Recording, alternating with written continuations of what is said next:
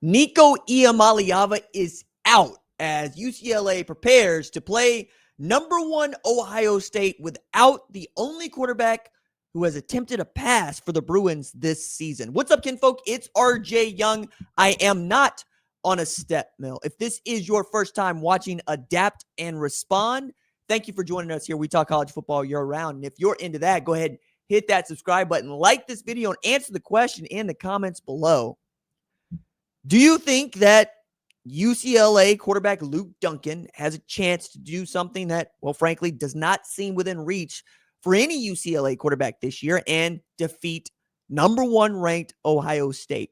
Before this news broke late on Friday night, first by On3's Brett McMurphy, UCLA was a 31.5-point dog to the Buckeyes on the road.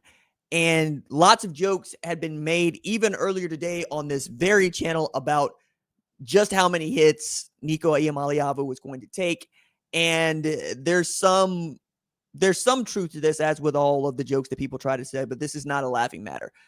What occurred after UCLA's last game last week was we found Nico Iamaleava had entered concussion protocol.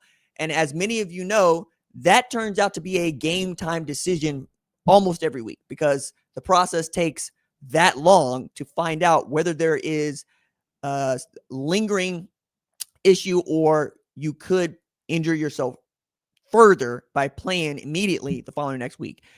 More often than not, quarterbacks are cleared just before, and we find out Thursday or Friday whether or not they're going to play.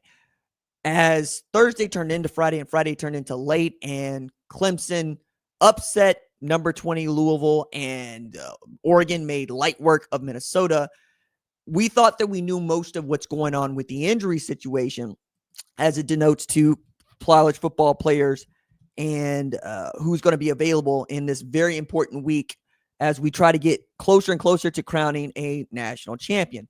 But I think what many expected was that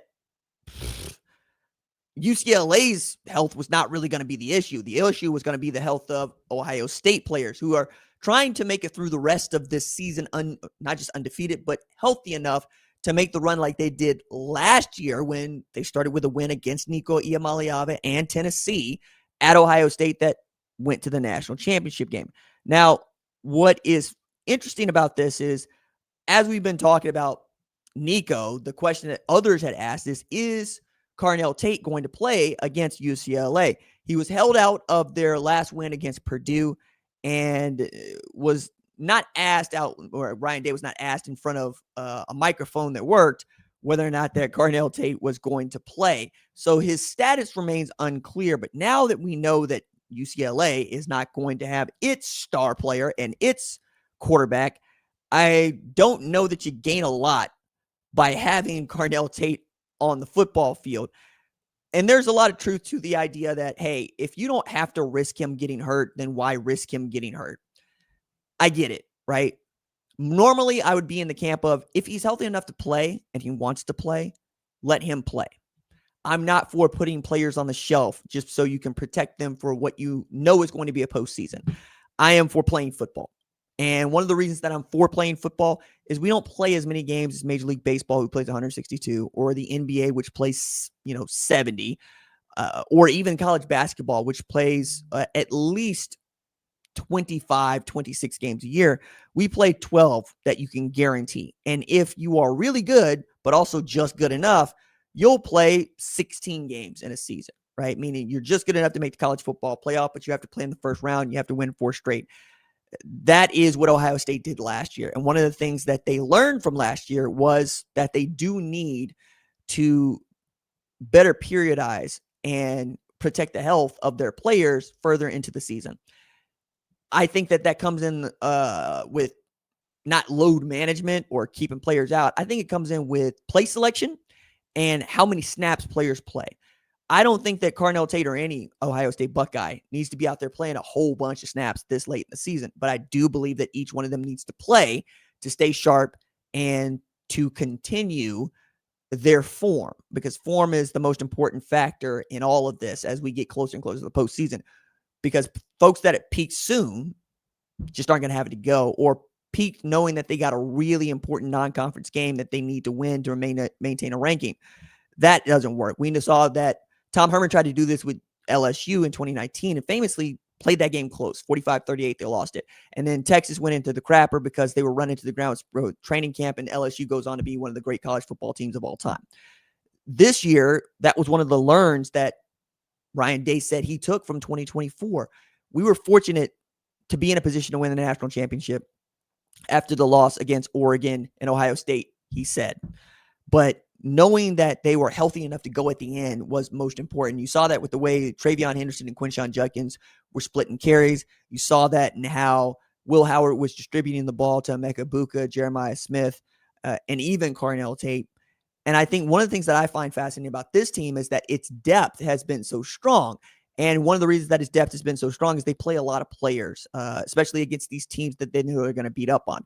So what I would expect to happen is Ohio State jumps out to a very big lead and then asks the 2s, the 3s, and even the 4s to hold the line, right? Sometimes they can, sometimes they can't. The other thing that you want from this Ohio State UCLA game, if you're an Ohio State fan, takeaways and clean special teams operation. Nico Iamaleava doesn't have anything to do with those things.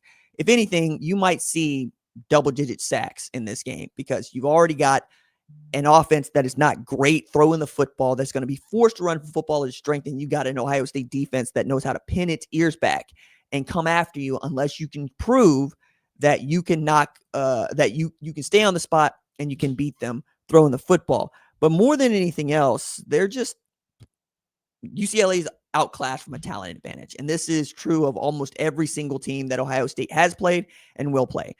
The only team that's had the same level of talent that they've had this year is the one they started week 1 with. That's Texas.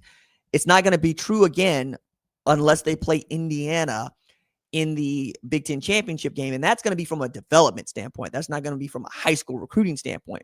They might not play another team that is as talented as they are until they get further into the college football playoff, given what we might think the matchup might be. It might be an SEC team. It might be a Big Ten team. But for now, the landscape is keep everybody healthy. And now that we know Nico Iamaleava is not going to play in this game, that becomes even more paramount. There's nothing to risk here. You don't need to risk here. You can run a vanilla offense. You can run a vanilla defense, and you should be able to put this team away very quickly. Whether or not you cover the spread, totally different issue. We'll find out.